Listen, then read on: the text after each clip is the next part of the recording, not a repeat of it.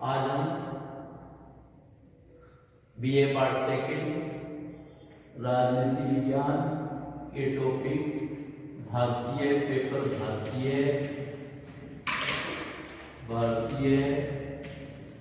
राज व्यवस्था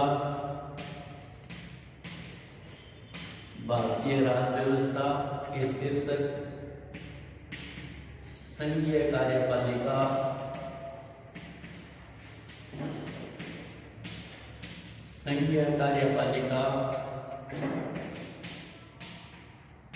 राष्ट्रपति के बारे में अध्ययन करेंगे। संघीय कार्यपालिका के राष्ट्रपति के बारे में आज तक जो हमने अध्ययन किया वो सबसे पहले राष्ट्रपति के बारे में अध्ययन किया कि राष्ट्रपति की योग्यताएं, नियुक्तियां, राष्ट्रपति का निर्वाचन, राष्ट्रपति के पद के लिए किस मूल्य, एकल संक्रमणीय मत पद्धति, राष्ट्रपति का निर्वाचन अप्रत्यक्ष क्यों, राष्ट्रपति निर्वाचन पद्धति की आलोचना, उसके वेतन भत्ते, उन्मुक्तियां, कार्यकाल, महाभियोग, इस प्रकार से राष्ट्रपति का समस्त अध्ययन किया। अब उसके बाद का जो अध्ययन किया वो राष्ट्रपति की शक्तियों का किया। राष्ट्रपति की शक्तियां, राष्ट्रपति की शक्तियों में हमने क्या अध्ययन किया? नंबर 1 हमने किया सामान्य कार्य, और नंबर बी हमने शक्तियों का अध्ययन किया आपातकाल को हमने 3 भागों में अध्ययन किया। अनुच्छेद 352, अनुच्छेद 356, अनुच्छेद 360। और इन शक्तियों के बाद हमने राष्ट्रपति का जो अध्ययन किया वो किया कि इन शक्तियों का मूल्यांकन क्या रहेगा, इनका संकटकालीन शक्तियों का। फिर हमने संकटकालीन शक्तियों का मूल्यांकन किया। मूल्यांकन के लिए हमने पक्ष में तर्क लिखे, आलोचनाएं की और विपक्ष में तर्क लिखे। विपक्ष में आलोचनाएं, पक्ष में विशेषताएं, यानी इन शक्तियों की विशेषताएं क्या है और आलोचनाएं क्या है। पक्ष का मतलब विशेषताएं और विपक्ष का मतलब आलोचनाएं। अब नया जो हमारा टॉपिक, नया जो हमारा स्थिति, राष्ट्रपति की वास्तविक स्थिति, राष्ट्रपति की वास्तविक स्थिति। हमने शक्तियों की तुलना में उनका अध्ययन किया। विपक्ष के लोग कहते हैं राष्ट्रपति तानाशाह बन सकता है, मनमानी शासन कर सकता है, और पक्ष के लोग कहते हैं ऐसा कुछ नहीं कर सकता। पर इस बात को समझने के लिए हम इसका वास्तविक अध्ययन करते हैं। वास्तविक अध्ययन में हमें दो चीजों का अध्ययन करना है।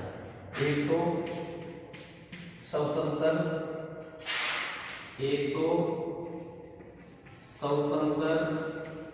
राष्ट्रपति की धारणा, स्वतंत्र राष्ट्रपति की धारणा। दूसरा है संवैधानिक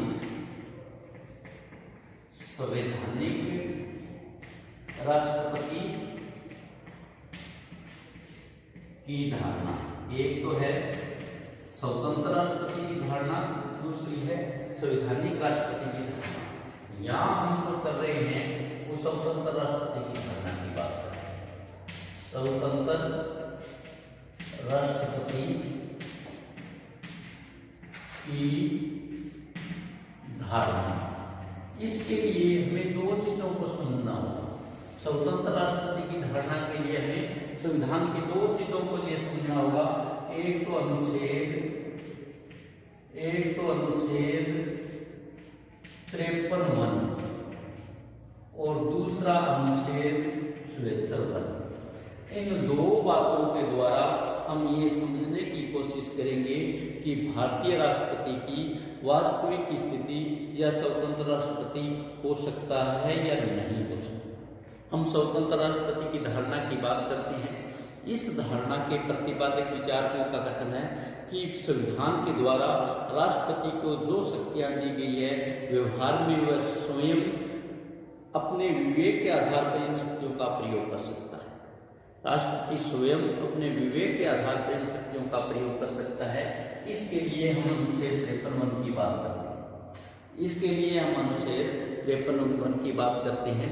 अनुच्छेद 53(1) में उपबंधित किया गया है कि संघ की समस्त कार्यपालिका शक्ति राष्ट्रपति में निहित होगी। पूरे देश की जो कार्यपालिका शक्ति है वो राष्ट्रपति में निहित होगी। वह इसका प्रयोग संविधान के अनुसार या तो स्वयं या अपने अधीन पदाधिकारियों के द्वारा करेगा। ये हमारा 53(1) कहता है। ये हमारा भारतीय संविधान का अनुच्छेद 53(1) कहता है कि संघ की समस्त कार्यपालिका शक्ति राष्ट्रपति के निहित होगी। वह इनका प्रयोग संविधान के अनुसार स्वयं या फिर अपने अधीन पदाधिकारियों के द्वारा करेगा। इसी प्रकार मैंने कहा था दो अनुच्छेद पढ़ने हमें, अनुच्छेद 53(1) और 74(1). अनुच्छेद 53(1) और 74(1). 53(1) ने जो बात कही वो समझ लिया। इसी प्रकार 74(1) भी उपबंधित करता है कि राष्ट्रपति को अपने कार्यों को संपादन करने में सहायता और मंत्रणा देने के लिए मंत्रिपरिषद होगी, जिसका प्रधान प्रधानमंत्री होगा। ये जो दोनों अनुच्छेद हैं, ये जो दोनों उपबंध हैं, इनके आधार पर प्रथम श्रेणी के विचारकों का कहना है, यानी 53(1) के अनुसार कहना है कि राष्ट्रपति मंत्रिपरिषद की सलाह को मानने के लिए बाध्य नहीं होगा और राष्ट्रपति चाहे तो वास्तविक शासन बन सकता है। और इसी प्रकार 74 जो अनुच्छेद 74 कहता है कि उपबंध मानने के लिए बाध्य किया जा सकता है। क्या राष्ट्रपति हर स्थितियों मंत्रियों मंत्रणा देने के लिए बाध्य है? मैं तो कहता हूं ऐसा नहीं। ग्लेड हिल ने कहा है कि इस बात की पर्याप्त संभावना है, इस बात की पर्याप्त उम्मीद है कि राष्ट्रपति बिना संविधान का उल्लंघन किए तानाशाह बन बैठे। ऐसा नहीं हो सकता। प्रारूप समिति के वैधानिक सलाहकार डॉक्टर BN राय लिखते हैं कि संविधान राष्ट्रपति को ऐसा कोई वैधानिक उत्तरदायित्व निश्चित नहीं करता कि वह मंत्रियों की सलाह के आधार पर कार्य करेगा। क्या वह किस सीमा तक ऐसा करने के लिए बाध्य होगा, यह परंपरा का विषय है। संविधान सभा के अध्यक्ष डॉक्टर राजेंद्र प्रसाद ने भी ये कहा कि अनुच्छेद 74(1) यह नहीं कहता कि राष्ट्रपति को मंत्रियों की मंत्रणा माननी होगी। डॉक्टर राजेंद्र प्रसाद ने 28 नवंबर 1960 को भारतीय विधि संस्थान इंडियन लॉ इंस्टीट्यूट में भाषण के दौरान इस तथ्य की ओर अपना ध्यान आकर्षित किया था, इस तथ्य की ओर अपना ध्यान आकर्षित किया कि संविधान की कोई ऐसी निश्चित व्यवस्था नहीं है जिसके अनुसार राष्ट्रपति मंत्रिपरिषद के परामर्श अनुसार कार्य करने के लिए बाध्य हो। उनका प्रश्न है कि ब्रिटिश और भारतीय संविधान को अंतरों की दृष्टि से रखते हुए भारतीय राष्ट्रपति को ब्रिटेन के राष्ट्रपति की समानता करना उचित है। उन्होंने यह आवश्यक बल दिया कि वैज्ञानिक पद्धति के इस संदर्भ में अध्ययन और परीक्षण किया जाना चाहिए जिसमें राष्ट्रपति की शक्तियों का सीमाओं का आभास हो सके।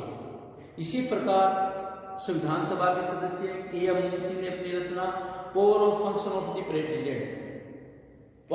And function of the president में लिखते हैं कि भारतीय राष्ट्रपति को एक वैधानिक अध्यक्ष से अधिक निश्चित और सकारात्मक भूमिका प्राप्त है। राष्ट्रपति को कुछ शक्तियां उच्च मंत्रिमंडलीय है, उसके संबंध में मंत्रिमंडल कोई परामर्श नहीं दे सकता। JR स्विच ने कहा है कि भारत में राष्ट्रपति की स्थिति वैसी ही है जैसी ब्रिटेन में सम्राट की है। कुछ मामलों में राष्ट्रपति द्वारा मंत्रिमंडल के परामर्श की अवहेलना करते हुए व्यक्तिगत निर्णयों का प्रयोग किया जाना चाहिए यदि वह शपथ के प्रति निष्ठा रखता है। भारत के राष्ट्रपति के मूल्यांकन करते हुए हमें भारतीय संविधान के कुछ तथ्यों को ध्यान में रखना आवश्यक है। वे तथ्य है, भारतीय संविधान लिखित है, यह पद निर्वाचित प्रकृति का है, भारत में संघात्मक व्यवस्था है, संविधान की सर्वोच्चता है। इन 4 बातों का ध्यान रखना है। लिखित संविधान, राष्ट्रपति का निर्वाचित होना, संघात्मक व्यवस्था और संविधान की सर्वोच्चता, इन तथ्यों की अवहेलना नहीं की जानी चाहिए। इसी आधार पर यह कहा जा सकता है कि राष्ट्रपति की स्थिति वैसी ही नहीं है जैसी ब्रिटेन में सम्राट की है, क्योंकि ब्रिटेन का सम्राट निर्वाचित नहीं होता। और कुछ परिस्थितियों में संघात्मक लक्षण अपनाए जाने के कारण राष्ट्रपति द्वारा स्वविवेक के आधार पर भी कार्य किया जाता है। 1967 में राष्ट्रपति के जब चुनाव हुए तो राष्ट्रपति के उम्मीदवार सुब्बाराव तथा उनके समर्थकों ने स्वतंत्र राष्ट्रपति की धारणा का प्रतिपादित करते हुए कहा था कि राष्ट्रपति केवल एक संवैधानिक प्रधान नहीं है, वो संविधान को क्रियान्वित करने पर भी विशेष है। इन पक्ष प्रतिपादकों का कथन है कि राष्ट्रपति को संवैधानिक बनाना था तो राष्ट्रपति को ऐसी शक्तियां क्यों दी जो अध्यात्मात्मक राष्ट्रपति को दी गई है। उदाहरण के लिए वह किसी भी साधारण विधेयक को अपनी स्वीकृति के लिए प्रस्तुत किया गया है दोबारा विचार के लिए संसद को लौटा सकता है, या किसी मंत्री के व्यक्तिगत निर्णय से या फिर किसी विचार से मंत्रिपरिषद के सामने रखता है। जहां तक राष्ट्रपति के लिए ब्रिटेन के पद की संबंधित परंपराओं के पालना का संबंध है, जरूरी नहीं है कि भारत की परंपराओं का विकास उसी दिशा में हो जिस दिशा में वह इंग्लैंड में हुआ है, क्योंकि परंपराओं का विकास देश की परिस्थितियों, संयोग, मानवीय तत्व और अन्य अनेक बातों पर निर्भर करता है। इसके अतिरिक्त ब्रिटिश सम्राट और भारतीय राष्ट्रपति की स्थिति में अंतर है। ब्रिटिश सम्राट उत्तराधिकारी के आधार पर अपना पद धारण करता है, जबकि भारतीय राष्ट्रपति चाहे परोक्ष रूप से निर्वाचित हो, वो निर्वाचन के आधार पर निर्वाचित किया जाता है। अतः इस श्रेणी के विचारकों का कथन है, किस श्रेणी के विचारकों का, कि स्वतंत्र राष्ट्रपति की धारणा, किस श्रेणी के विचारकों का, कि स्वतंत्र राष्ट्रपति की धारणा। इस श्रेणी के विचारकों का कथन है कि भारतीय राष्ट्रपति सभी परिस्थितियों में मंत्रिमंडल की मंत्रणा को मानने के लिए बाध्य नहीं होगा, और ऐसा हुआ भी है भारतीय इतिहास में। Doctor KR. नारायण ने 1997 से 1998 में 2 राज्यों में संघ सरकार द्वारा राष्ट्रपति शासन लगाने की अनुशंसा की गई थी, तो उन्होंने पुनर्विचार के लिए लौटा दिया था। बाद में वहां राष्ट्रपति शासन या अनुच्छेद 356 के तहत आपातकाल लागू नहीं किया गया। दूसरा टॉपिक इसमें आता है संवैधानिक प्रधान की धारणा या संवैधानिक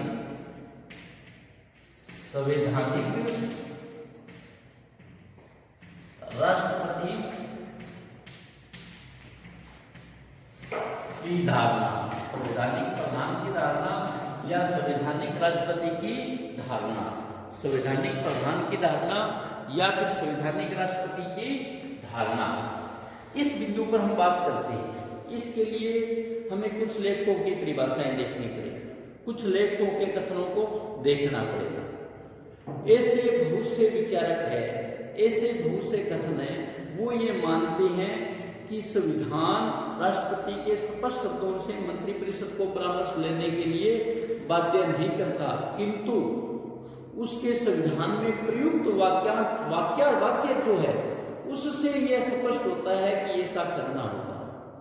पालदे जो है संविधान के विशेषज्ञ है, उनके अनुसार यह बात ध्यान में रखी जानी चाहिए कि वह अपनी शक्तियों का प्रयोग संविधान के अनुसार करना है, और इन शब्दों का प्रयोग अर्थ सही है कि वो संवैधानिक शासन मात्र है।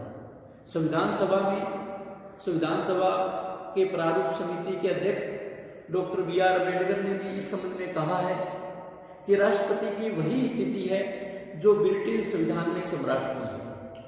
वह राष्ट्र का प्रधान है, कार्यपालिका का नहीं। वह राष्ट्र का प्रतिनिधित्व करता है, शासन का प्रतिनिधित्व नहीं। वह साधारणतः मंत्रियों के परामर्श को मानने के लिए बाध्य होता है, और न उसके परामर्श के विरुद्ध वह कुछ कर सकता, न उसके परामर्श के बिना कुछ कर सकता। भूतपूर्व प्रधानमंत्री, देश के प्रथम प्रधानमंत्री पंडित नेहरू ने भी संविधान सभा में इन्हीं शब्दों को दोहराया था कि हम सरकार की इस मंत्रिमंडलीय विशेषता का बल देना चाहते हैं। हम सरकार की इस मंत्रिमंडलीय विशेषता पर बल देना चाहते हैं कि वास्तविक शक्ति मंत्रिमंडल और व्यवस्थापिका में हो, वास्तविक शक्ति मंत्रिमंडल और व्यवस्थापिका में हो।